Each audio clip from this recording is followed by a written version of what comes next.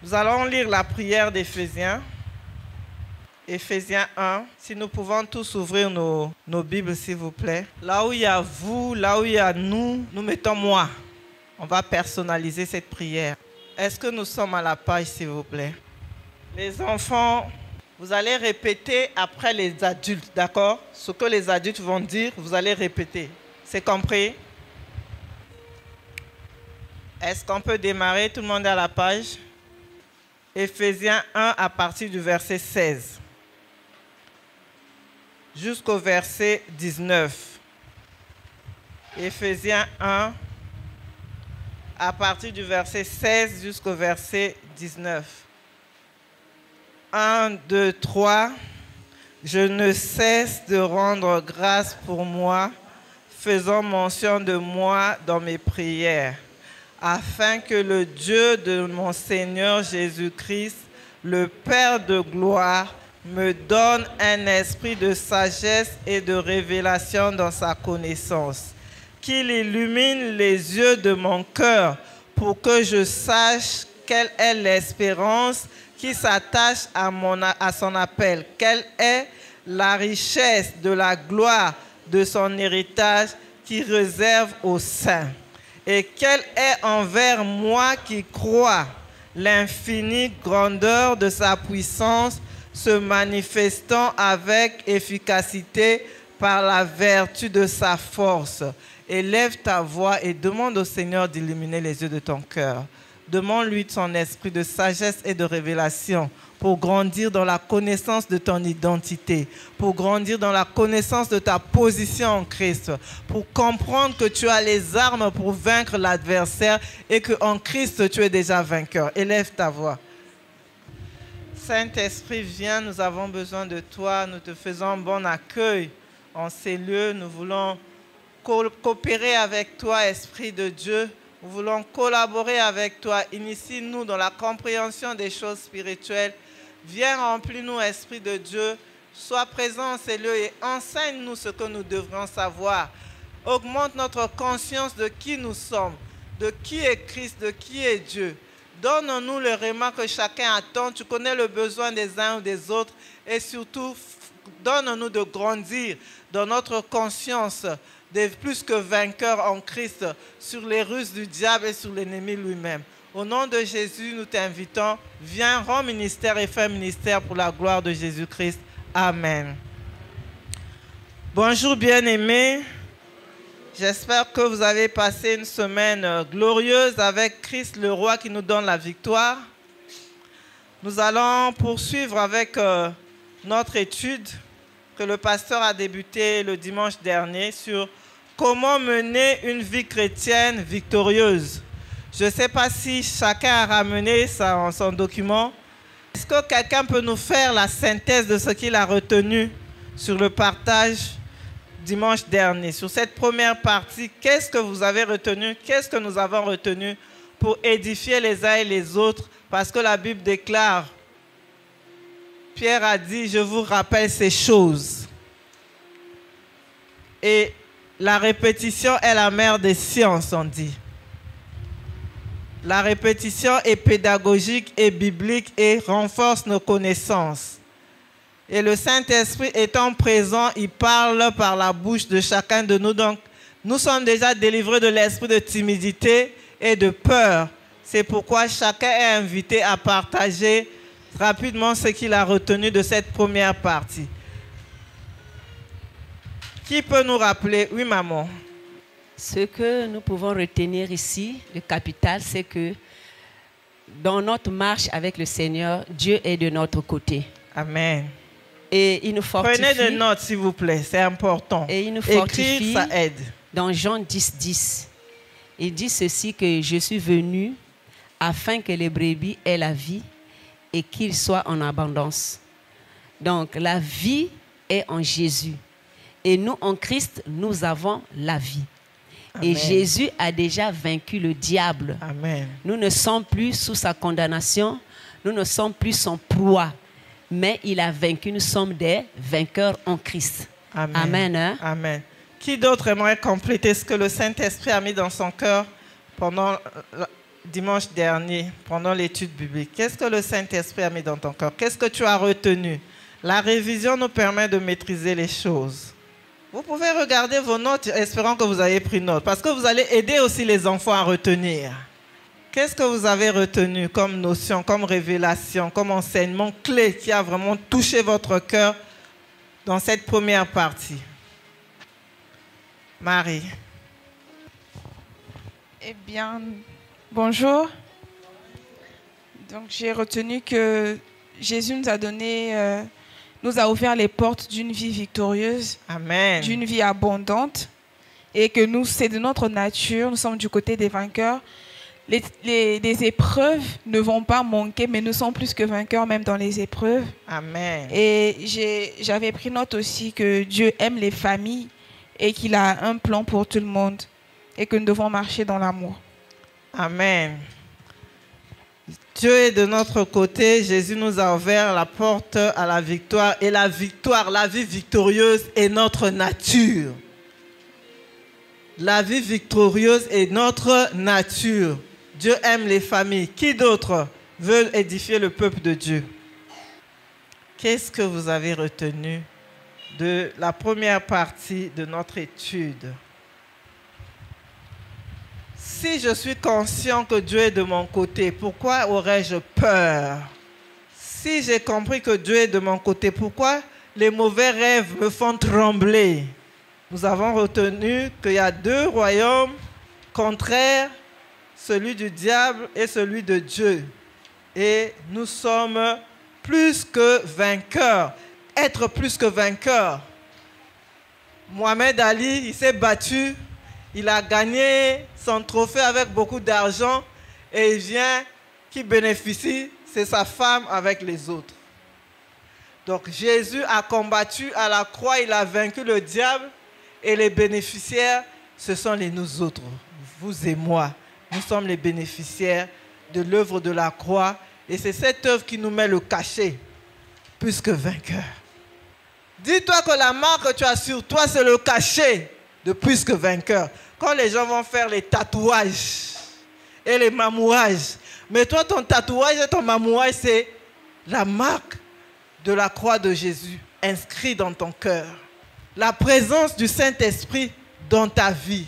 C'est ça la marque de reconnaissance que nous avons de plus que vainqueurs. Donc ça ne sert à rien même d'envier les gens qui font les tatouages et les mamouillages parce que de toutes les façons c'est contraire à la parole de Dieu. Si tu es le temple du Saint-Esprit, tu ne devrais pas te donner à ces choses parce que ton corps est sacré. Quand on a un corps consacré, c'est que notre corps est sacré. Si nous avons dédié et consacré le tout de nous à Dieu, c'est que nous sommes sacrés.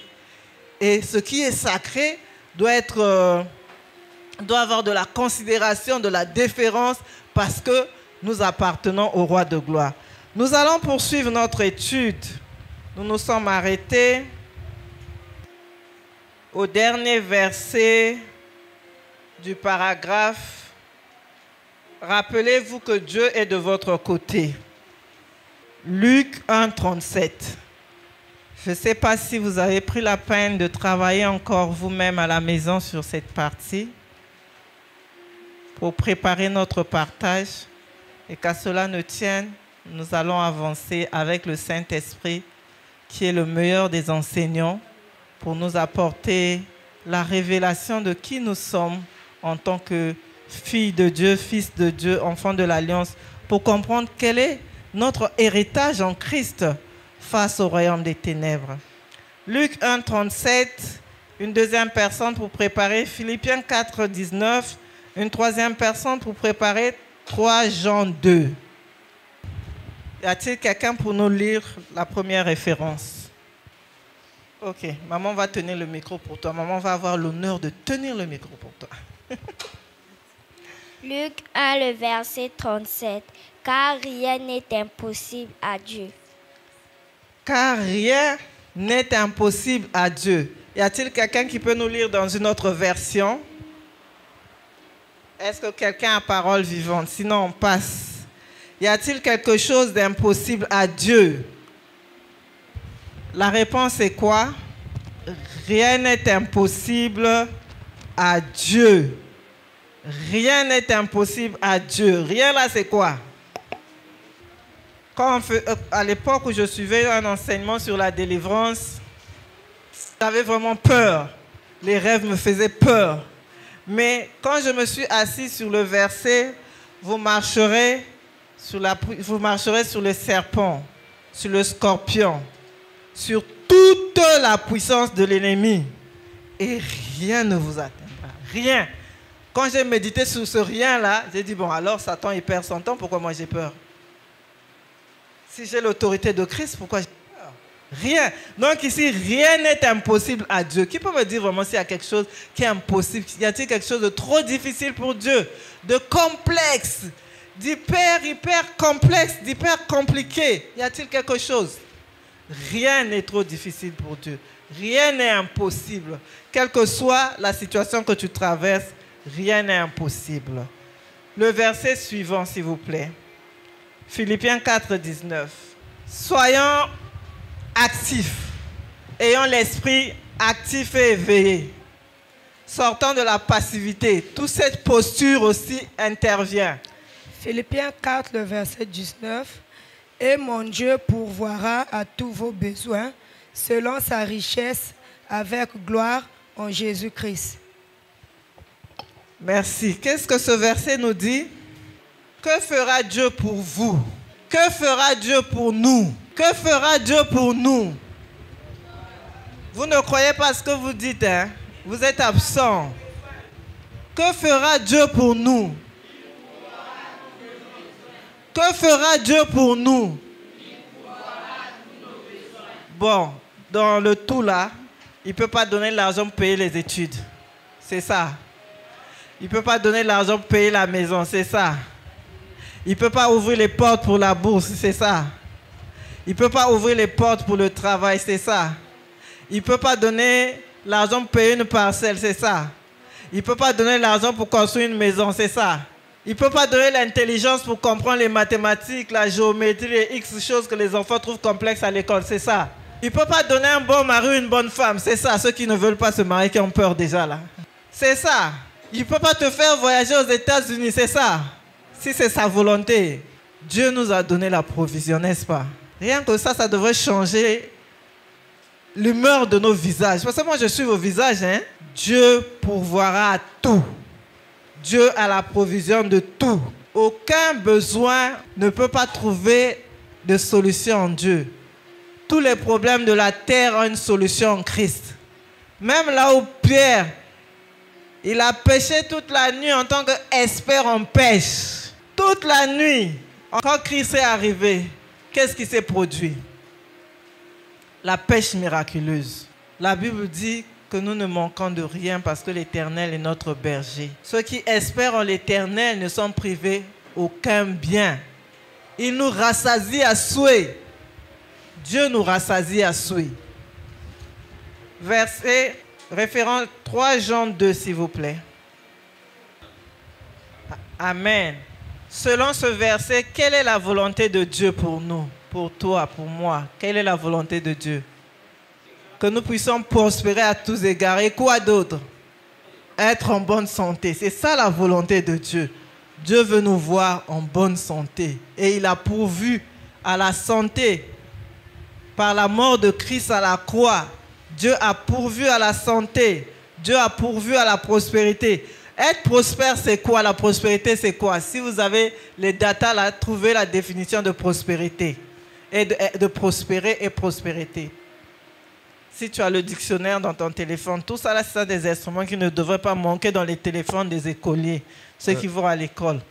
Selon le dictionnaire, on dit que la prospérité est un heureux état, une heureuse situation, soit des affaires générales, soit des affaires particulières. En outre, on dit aussi que ce sont des événements heureux. Événements heureux. Prospérer, c'est quoi? Prospérer, c'est être heureux, avoir la fortune favorable, réussir, avoir un heureux succès, c'est développer et croître. Développer et croître à tous égards. Se développer et croître à tous égards. être heureux à tous égards. Donc, heureux est la conséquence de se développer et de la croissance à tous égards, dans tous les domaines de notre vie. Dieu désire que nous prospérions dans ces 3 domaines de notre vie: esprit, âme et corps. La santé, l'épanouissement, la croissance spirituelle, la manifestation du caractère de Christ, toutes ces choses sont dans le plan de Dieu pour nous. Comme nous le voyons au chapitre 3, Jésus est notre Rédempteur. Il nous a rachetés de la malédiction de la loi, c'est-à-dire de la pauvreté, de la maladie, de la mort éternelle. C'est là la volonté de Dieu que ses enfants vivent dans la prospérité, qu'ils soient en bonne santé dans leur âme, dans leur corps, parce que notre esprit est déjà en bonne santé puisqu'il est régénéré. C'est ça la prospérité, c'est ça, c'est ce à quoi Dieu nous a destinés. Nous sommes destinés au succès, nous sommes destinés à réussir puisque le psaume nous le dit. Tout ce qu'il entreprend réussit. Êtes-vous convaincu que Dieu veut que vous marchiez dans la victoire? Est-ce que vous avez cette conviction? Est-ce que vous êtes convaincus? Les enfants, suivez-nous, ne soyez pas absents. Est-ce que vous êtes convaincus que vous marchez dans la victoire? Les enfants, est-ce que vous avez la victoire? Oui. Vous doutez, hein? Tout ce que je dis là, vous êtes loin. Dieu dit que vous avez la victoire. Répète, j'ai la victoire en Christ. J'ai la victoire en Christ. Je suis victorieux en Christ. Ma nature, c'est une nature de vainqueur. Je marche dans la victoire. C'est ça notre nature. C'est ce à quoi nous sommes destinés, à une vie victorieuse. Et Jésus a payé le prix pour que nous soyons à même de vivre une vie victorieuse dans tous les domaines de notre vie. Êtes-vous convaincus que Dieu veut que vous marchiez dans la victoire? Écrire ces écritures sur des cartes indexées et les lire chaque matin à haute voix vous apportera un grand bienfait spirituel. Inscrivez aussi votre nom dans le verset. En les méditant, vous commencerez à vous voir tel que Dieu vous voit. Souvenez-vous que Dieu est de votre côté. Voici l'exercice qui nous est donné pour que cette vérité, c'est-à-dire pour que cette vérité soit comme une marque, comme un cachet dans notre cœur, dans notre esprit, dans notre pensée. Il nous est demandé de faire des cartes avec des versets bibliques. Tous les versets bibliques qui nous disent que nous sommes vainqueurs. À la place du pronom, on met notre nom. Maryse est victorieuse. Maryse est plus que vainqueur. Maryse marche sous toute la puissance des ténèbres et rien ne peut nuire. Maryse triomphe toujours en Christ. C'est l'exercice qui nous est donné. Si nous voulons voir le bénéfice, vivre la réalité de ce que nous sommes en train de déclarer, nous devons être intentionnels, nous appliquer. Donc, dimanche prochain, chacun viendra avec ses cartons. Est-ce que c'est difficile? Si rien n'est impossible à Dieu, donc rien ne nous est impossible, non? Parce que nous avons la nature de Dieu.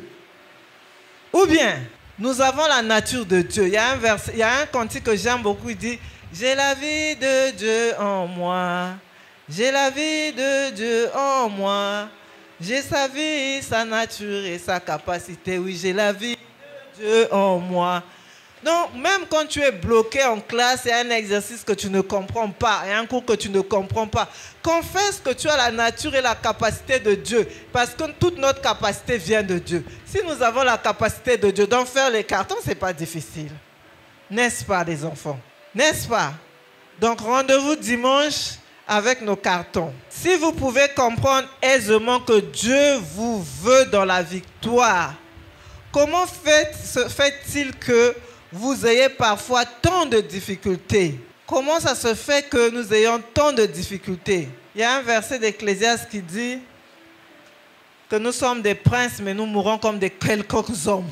C'est ce que nous sommes le plus souvent. Hein? Je ne sais pas si c'est Pasteur qui avait raconté cette histoire d'une maman qui a travaillé quelque part et son patron était décédé et son patron lui a laissé quelque chose.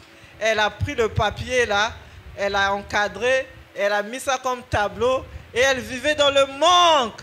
Tout le temps, elle n'avait rien et tout ça. Le jour qu'elle tombe malade, elle n'était pas à l'église. Le pasteur arrive à la maison, elle dit « Je n'ai rien, je n'ai rien ». Le pasteur regarde, c'était, je crois, un chèque ou un papier qui lui décernait l'héritage du patron.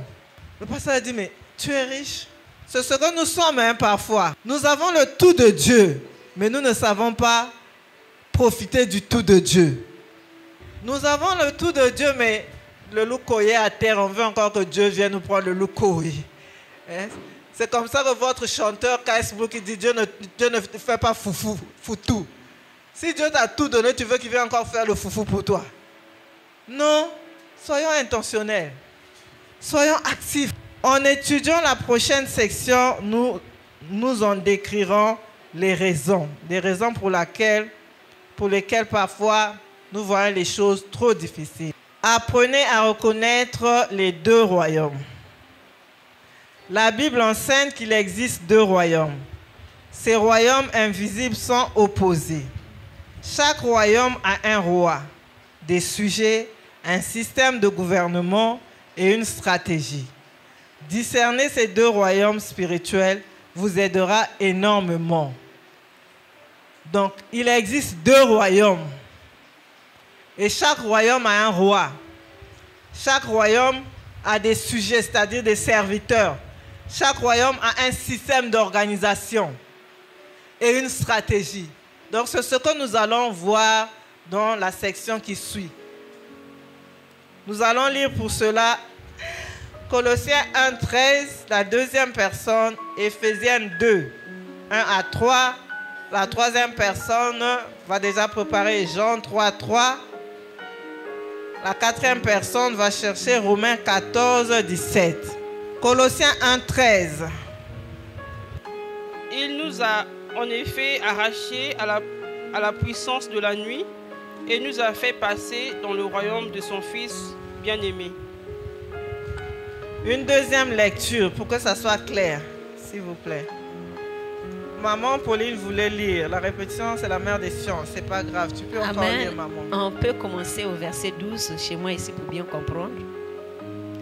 Rendez grâce au Père qui vous a rendu capable d'avoir part à l'héritage des saints dans la lumière, qui nous a délivrés de la puissance des ténèbres et nous a transportés dans le royaume du Fils de son amour. Amen. Avant de recevoir Jésus comme Seigneur, dans quel royaume étiez-vous? Avant de recevoir Jésus-Christ comme Seigneur et Sauveur, dans quel royaume étiez-vous? Dans le royaume des ténèbres. C'est là que nous étions. Nous étions dans le royaume des ténèbres, mais la Bible déclare que Dieu nous a délivrés de la puissance des ténèbres et nous a transportés dans son royaume d'amour.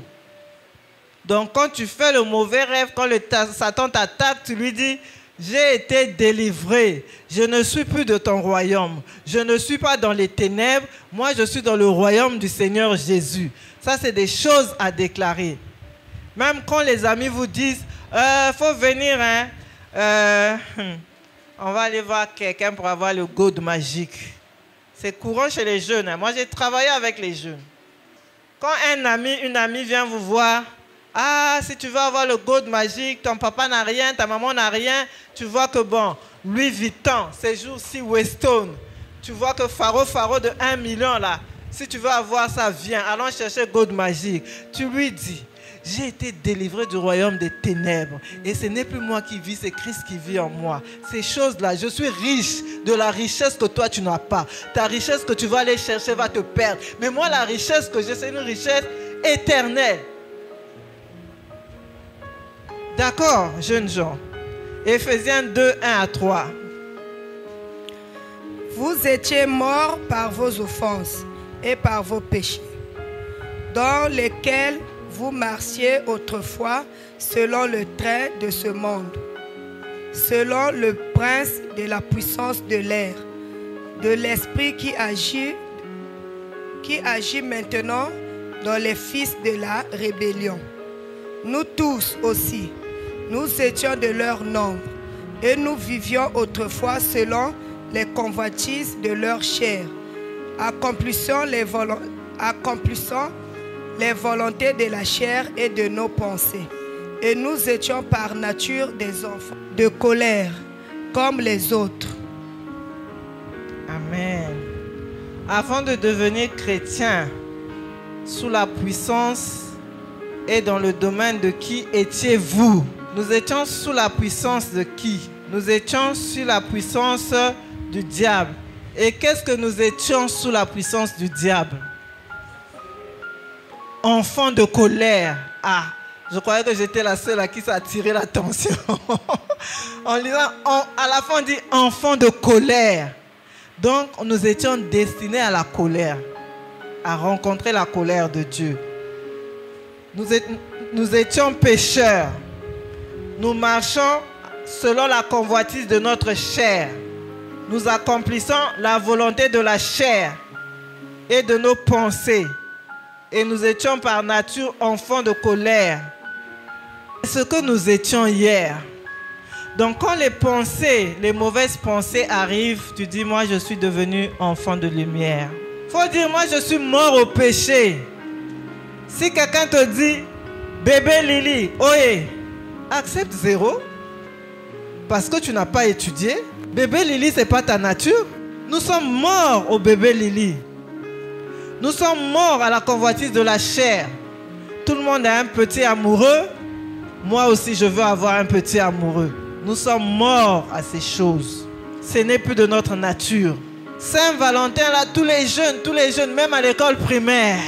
Moi, j'ai un de mes frères, une fois rigolé, un enfant de l'école primaire, il économise son goûter pour acheter le parfum pour offrir à une fille qui visait dans la classe. Donc, tout ce qui on raconte dans les médias, là, ta nature de Dieu, de fille de Dieu, ne te donne pas accès à certaines choses qui ne sont pas de ta nature. Nous sommes maintenant de la nature de Dieu. Donc nous étions sous l'emprise du diable. Nous étions des pécheurs. Nous étions fils destinés à la colère. Nous marchons selon la convoitise de la chair. Nous marchons selon la convoitise de nos péchés. Nous marchons selon la convoitise de ce monde. Mais nous avons déménagé du royaume des ténèbres vers le royaume de lumière. Nous avons changé de nature de fils de colère. Nous sommes devenus justice de Dieu. Est-ce que vous voyez ce passage, ces transactions, ce déménagement?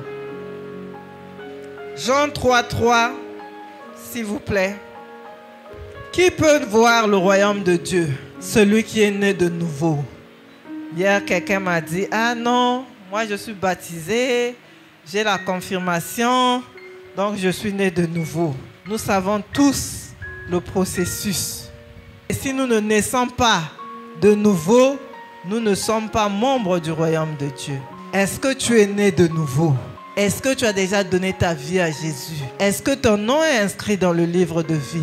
Si tu n'es pas né de nouveau, tu n'as pas de place dans le royaume de Dieu. Donc tu es encore dans le royaume des ténèbres.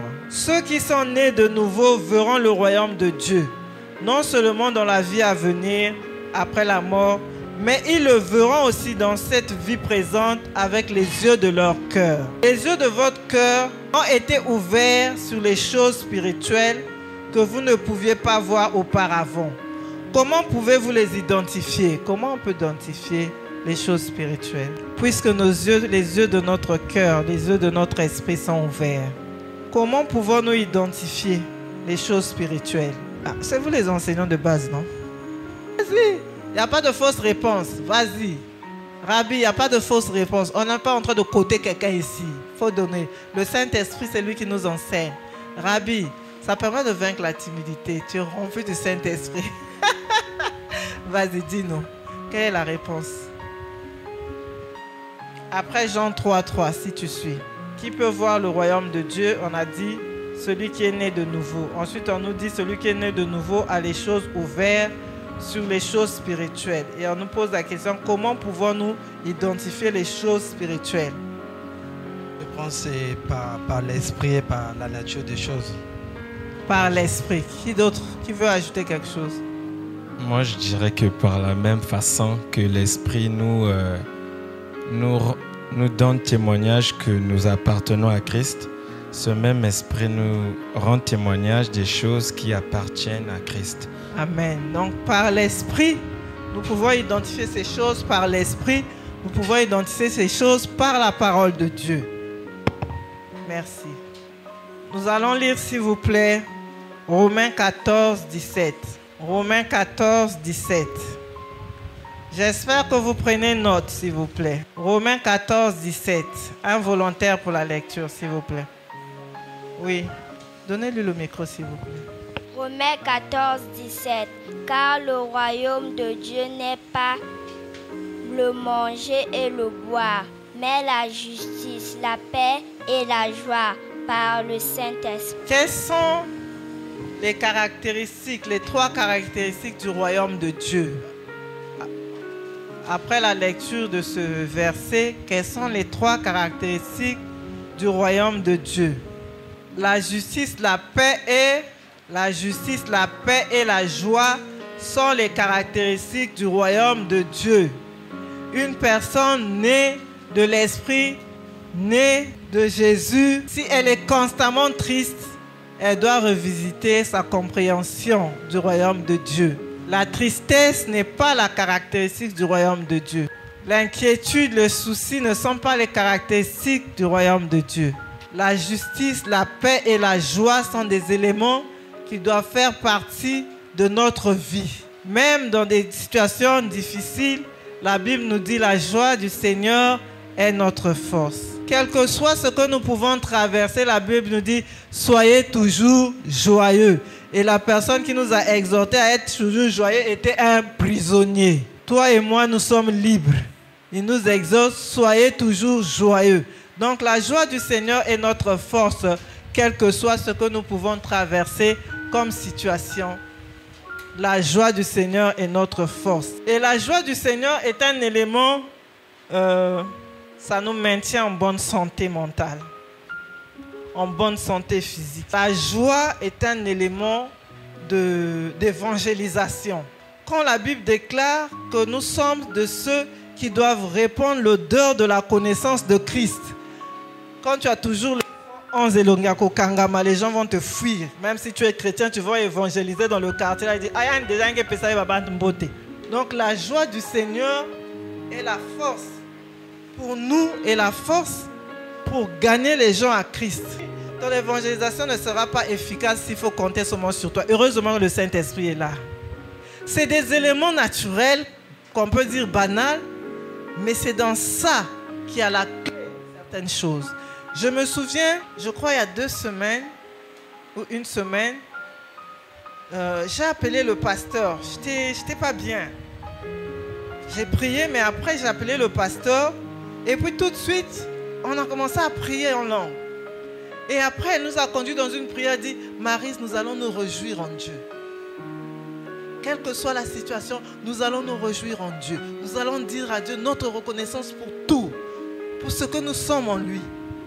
Et je vous assure, cette reconnaissance nous a conduits dans une prière puissante qui m'a donné beaucoup d'énergie et de force. Donc la joie, l'autre cousin ou cousine de la joie, c'est la gratitude, la reconnaissance, la louange. Donc en dépit de tout ce que nous pouvons traverser, si nous nous mettons dans une posture de reconnaissance et de joie, l'ennemi a perdu bataille. Parce que c'est un moyen de résister au diable et il fuira loin de vous. Nous allons lire Luc 17, 20 à 21. Une autre personne va rechercher Jean 10, 10, s'il vous plaît. Le royaume de Dieu est où? Le royaume de Dieu est au milieu de nous. Parce que Christ n'était pas encore mort. Mais le royaume de Dieu aujourd'hui, non seulement est au milieu de nous, mais le royaume de Dieu aujourd'hui est en nous. Nous avons reçu Jésus-Christ comme Seigneur et Sauveur. Le Saint-Esprit fait de nous sa demeure. Donc le royaume de Dieu est en nous. La nature du royaume de Dieu est en nous. Nous sommes dans le royaume de Dieu et nous sommes le royaume de Dieu. Est-ce que quelqu'un a compris ça? Nous sommes dans le royaume de Dieu et nous sommes du royaume de Dieu parce que Christ vit en nous. Jean 10, 10. Ça même, sans lire, on peut réciter, hein? Ah, fidèle, vas-y. Amen. Qui d'autre va répéter sans lire? Jean 10, 10. Vous pouvez connaître les 2 genres de royaume décrits dans ce verset. Décrivez la volonté de Jésus en tant que roi. Quelle est la volonté de Jésus en tant que roi dans ce verset? Nous sommes là, hein? Nous sommes là. Quelle est la volonté de Jésus pour nous? Que nous ayons la vie abondante, que nous soyons dans l'abondance. Qu'est-ce que ça veut dire? Que nous ayons tout. Que nous soyons prospères. Que nous soyons riches. Que nous soyons bien. Que nous ayons le même genre de vie que Dieu. Ah, le même genre de vie que Dieu. Là, ça veut faire une dissertation de 5 pages. Hein, qui peut commencer? Le même genre de vie de Dieu. C'est vous qui faites actuellement la philosophie et les dissertations à l'école. Nous autres là. Maman, le même genre de vie de Dieu, ça veut dire quoi? Avoir la sagesse que Dieu a. Ah, par exemple, avoir la sagesse de Dieu a. Même genre de vie. Ça veut dire en français facile, c'est quoi? Porter notre croix. C'est quoi déjà porter notre croix? On doit aider les enfants à comprendre. Moi, s'il vous plaît, qu'est-ce que ça veut dire? Quel est le genre de vie de Dieu que nous devons avoir? Maman a parlé de la sagesse. Quoi d'autre? L'amour, quoi d'autre? La joie, de la patience. La joie, la patience, quoi d'autre? La bonté, quoi d'autre? Le respect, quoi d'autre? Compassion, quoi d'autre? Oh, vous êtes seulement sur des choses mentales comme ça, là, nakamwe. Soyez délivrés. La santé, la richesse, la domination, le genre de vie de Dieu, c'est le... Dieu règne. Nous régnons avec lui. Les enfants, le genre de vie de Dieu qu'on doit manifester à l'école, c'est être premier de la classe. C'est l'excellence. C'est bien travailler, bien étudier. C'est le genre de vie qu'on manifeste en classe. Pas de bébé Lily. Ça, c'est le genre de vie de notre royaume. Le genre de vie de Dieu, c'est la consécration, c'est la sanctification. Le genre de vie de Dieu, c'est l'autorité. Le genre de vie de Dieu, c'est l'autorité. Le genre de vie de Dieu, c'est la sagesse, la sanctification. Est-ce que Dieu vole? Est-ce que Dieu ment? Est-ce que Dieu est violent? Dieu insulte les gens. Dieu triche. Dieu se moque des amis à l'école. Dieu se bagarre avec les amis. Dieu fuit l'école. Dieu ne met pas ses cahiers à jour. Dieu ne parle pas anglais. Donc arrêtez. Soit je n'irai pas en Angleterre. Même pour tout quoi. Le genre de vie de Dieu, c'est manifester la nature de Dieu dans notre quotidien de tous les jours. Dieu se lève tôt, lèvons-nous tôt. Dieu est travailleur, soyons travailleurs. Dieu est organisé, soyons organisés. Dieu est planificateur, planifions les choses. Si tu ne planifies pas la prospérité, tu ne seras pas prospère parce que Dieu a dit que tu es prospère. Si tu ne planifies pas, 0 multiplié par rien, 0 multiplié par rien égale à 0. Donc même si Dieu a fait la prophétie sur toi que tu vas être quelqu'un qui va bénir les autres, mais si tu ne vends pas même l'arachide, qu'est-ce que Dieu va multiplier? Qu'est-ce que Dieu va multiplier? Si tu veux être entrepreneur demain, si tu ne commences pas petit, qu'est-ce que Dieu va multiplier? Le genre de vie de Dieu, c'est le genre où on grandit, on expérimente la croissance dans tous les domaines. Si tu ne mémorises pas un seul verset, comment Dieu va te bénir dans la compréhension de sa parole si tu ne la lis pas tous les jours? C'est ça le genre de vie de Dieu. Le genre de vie de Dieu, c'est ce que Paul a dit. J'ai cru, c'est pourquoi je parle. J'ai cru, c'est pourquoi je parle. Même si l'ennemi semble me montrer des histoires, je vais déclarer par la foi que je suis guéri. Je vais déclarer par la foi que je suis délivré. Je vais déclarer par la foi que je suis prospère. Je vais déclarer par la foi que je suis destiné pour réussir. Et l'ennemi, il va fléchir. C'est ça le genre de vie de Dieu. La vie quotidienne implique le genre de vie de Dieu. Nous allons poursuivre pour atterrir parce que l'heure est avancée. Décrivez la volonté du diable en tant que roi. En lisant ce verset de Jean 10, 10, qu'est-ce que ce verset nous dit au sujet de la volonté du diable? Le voleur ne vient que pour dérober, égorger et détruire. Moi, je suis venu afin que les brebis aient la vie et qu'elles soient dans l'abondance. Et qu'est-ce que le diable fait? Il vient pour dérober, égorger et détruire. Dérober, c'est quoi en français facile? Parce qu'on a des enfants ici de l'école primaire, il faut bien expliquer les choses. Dérober, c'est prendre ce qui ne t'appartient pas. Dérober, c'est encore quoi? Voler. Égorger, c'est quoi? Tuer comment? On coupe la tête. Détruire, c'est quoi? Mettre fin. Quoi d'autre? Anéantir. Quoi d'autre? Nuire, paralyser. Donc, vous voyez que Le diable, sa mission est claire. Dérober, égorger et détruire. Donc tout ce qui dans notre vie va dans ce sens appartient au diable. Donc si tu commences à t'inquiéter pour tout, le diable va venir dérober ta paix. Il va venir voler ta joie. Si la rancune commence à monter dans ton cœur, le diable va venir voler ta paix et ta justice. Donc tout ce que nos pensées qui ne sont pas conformes à la parole de Dieu, dignes de louange, vertueux, ce sont des éléments que l'ennemi utilise pour nous attaquer et nous voler toute notre vie. Le diable peut nous voler toute notre vie et c'est ça son but. Le diable veut nous voler toute notre destinée et c'est ça son but. Le diable veut voler la parole de Dieu dans nos vies, c'est ça son but. Le diable veut nous voler. Et comment? Quand nous devenons négligents, quand nous devenons paresseux, nous ne lisons pas la parole de Dieu, nous n'étudions pas la parole de Dieu. Nous enregistrons des éléments du culte, mais après nous ne les écoutons pas. Le diable est en train de nous voler notre destinée. Le diable va nous voler notre autorité si nous ne connaissons pas la parole de Dieu, si nous ne connaissons pas notre identité. C'est ça sa mission en tout cas. C'est ça sa mission et nous devons comprendre que tout acte auquel nous nous adonnons qui est contraire à la volonté de Dieu, nous prêtons le flanc à l'ennemi. Donc notre nature n'est pas de mentir, donc nous devons nous abstenir de mentir. Notre nature n'est pas de voler, nous devons nous abstenir de voler. Notre nature n'est pas de tricher, nous devons nous abstenir de tricher. Notre nature de ne pas vivre dans l'impudicité, nous devons nous abstenir de ces choses parce que c'est notre nature est la nature divine. Et ces choses prêtent le flanc au royaume des ténèbres.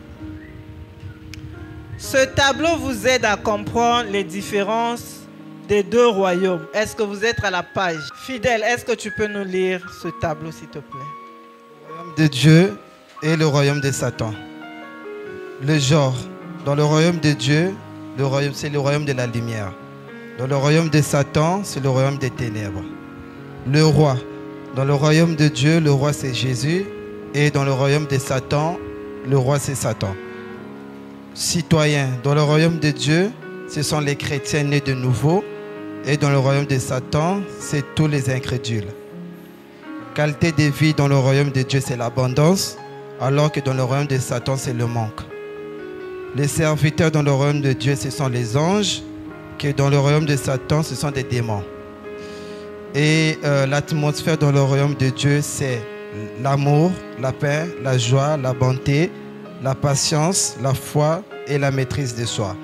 Par contre, dans le royaume de Satan, c'est la haine, la peur, les querelles, la confusion, la mort, le doute, l'incrédulité, l'orgueil, la jalousie et l'ambition égoïste. Les enfants, suivez-moi, regardez-moi. Regardez-moi. Regardez-moi les enfants. Zoé, j'ai besoin de ton attention. Les enfants, regardez-moi. Kim, il faut me regarder. Nous sommes en train de parler de deux royaumes. Il y a le royaume des ténèbres et le royaume de lumière. Le royaume de Dieu, qui est le royaume de lumière, et le royaume de Satan, qui est le royaume de ténèbres. Et dans le royaume de Dieu, le roi, c'est Jésus, n'est-ce pas? Dans le royaume de Satan, le roi, c'est le diable, Satan. Dans le royaume de Dieu, qui habite le royaume de Dieu? C'est le chrétien qui est né de nouveau. Si tu as donné ta vie à Jésus, tu es né de nouveau, né de l'Esprit, tu es citoyen du royaume des cieux. De la même manière que chacun de nous a une carte d'identité nationale. Les parents ont cette carte, mais vous avez un acte de naissance. Cet acte de naissance dit que vous êtes citoyen congolais. Mais la nouvelle naissance fait de vous des citoyens du ciel, des enfants de Dieu. Est-ce que vous comprenez ça? Est-ce que vous comprenez que vous êtes du ciel? Vous êtes né de nouveau, vous êtes chrétien. Vous êtes aussi dans le royaume des lumières. Vous comprenez ces choses? Ensuite, on nous dit la qualité de vie que nous devons mener. C'est une vie de Dieu, c'est la vie abondante. Mais ceux qui sont dans le royaume de Satan ont une vie de manque. Ils peuvent donner l'impression d'avoir beaucoup de maisons, beaucoup d'argent, mais ils n'ont pas la vie éternelle et leur argent ne leur servira que pour cette terre. Mais nous avons l'abondance et notre argent va nous servir aussi pour la vie éternelle. Vous comprenez ces choses? Les serviteurs qui sont dans le royaume de Dieu sont des anges.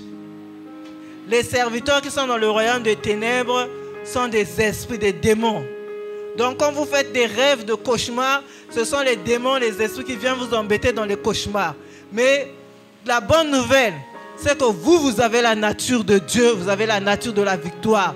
Dieu vous a ouvert la porte de la victoire.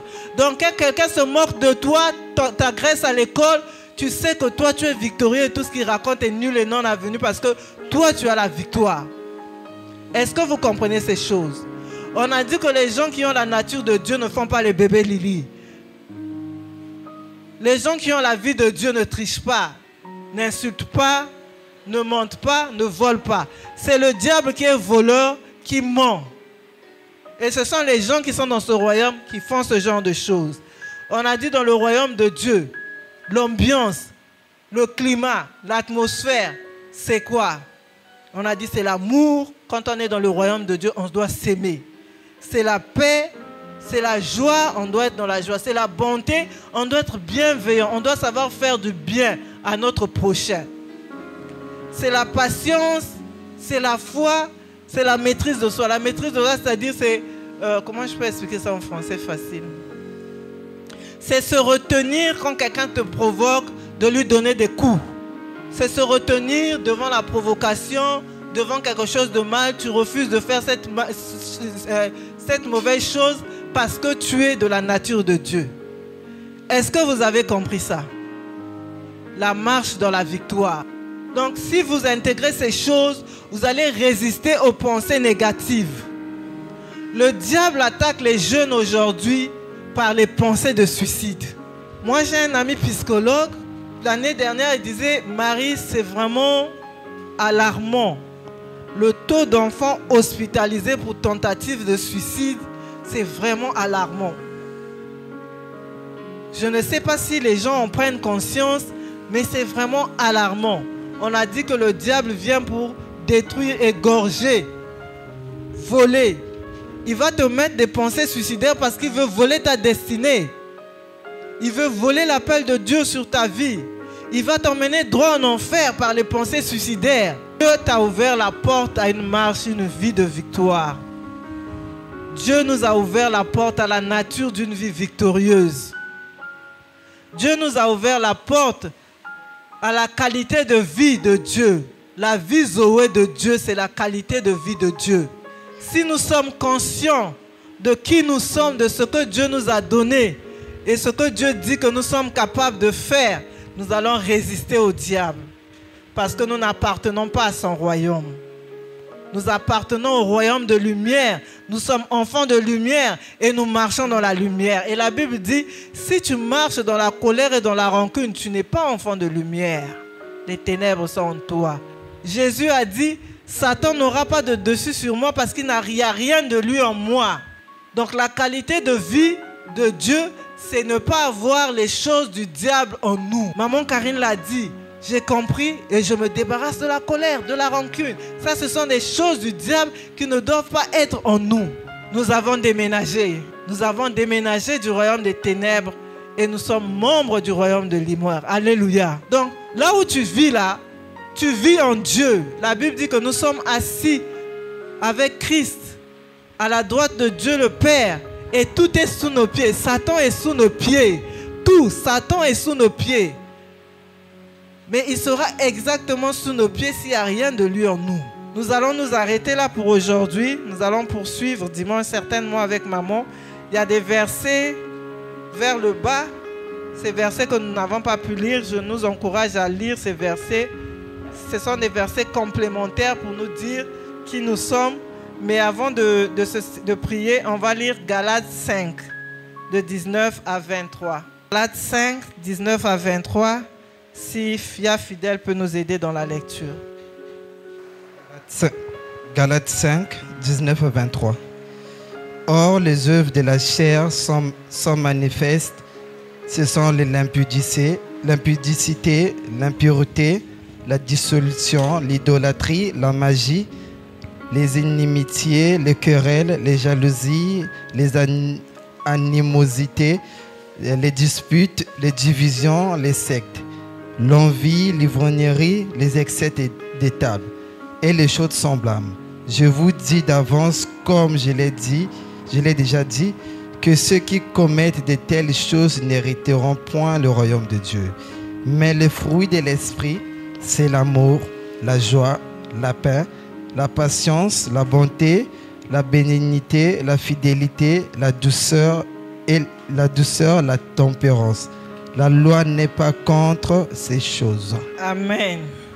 Donc on voit encore dans ce passage la différence entre les deux royaumes, les manifestations des deux royaumes.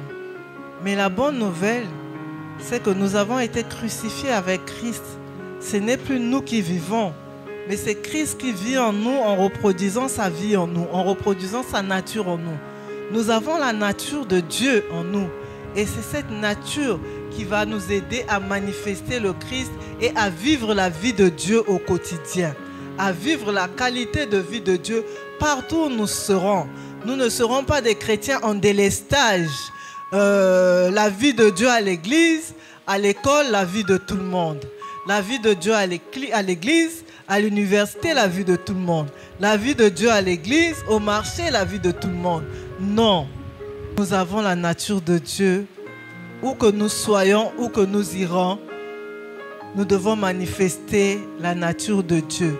C'est comme ça que nous allons répandre l'odeur de la connaissance de Christ, l'odeur de la vie. Nous allons nous lever et prier, rendre grâce, dire à Dieu merci pour ce que nous sommes. Dire à Dieu merci pour la qualité de vie qu'il nous donne. Dire à Dieu merci parce que nous sommes citoyens du royaume de Dieu. Dire à Dieu merci parce qu'il nous a fait déménager des ténèbres vers son admirable lumière. Dire à Dieu merci pour la porte qu'il nous a ouverte à une nature victorieuse. Dire à Dieu merci parce qu'il est dans notre camp et nous sommes dans son camp.